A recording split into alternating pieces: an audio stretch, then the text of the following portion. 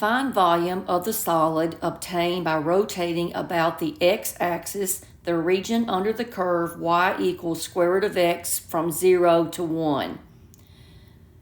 Your first step is to sketch the graph, and I have already sketched the graph of y equals square root of x in between the x values 0 and 1. That is step 1. Step 2 is to draw a rectangle or a slab perpendicular to axis of revolution. The x-axis is the axis of revolution, and I always put a circle around it so I know what I'm rotating about. I'm rotating about the x-axis. So think about taking this curve and bringing it over and over again, revolving it about the x-axis.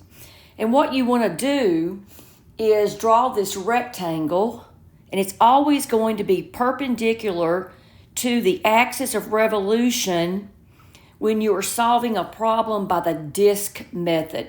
Now, this is a solid.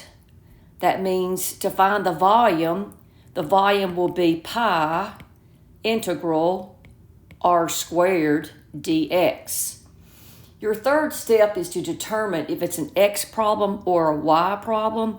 What you want to do to get all of your volume is to sum up all of those rectangles.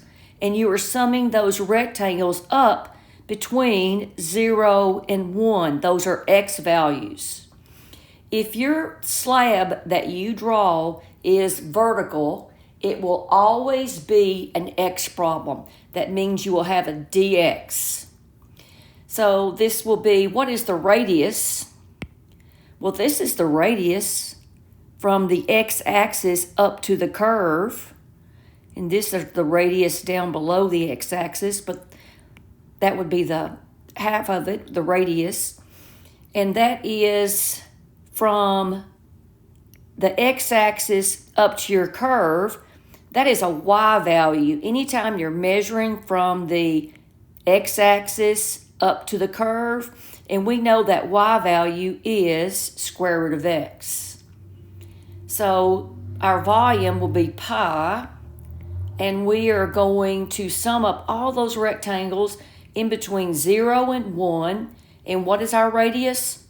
Our radius is square root of x, and then you square that dx. Integrate and you will find the volume.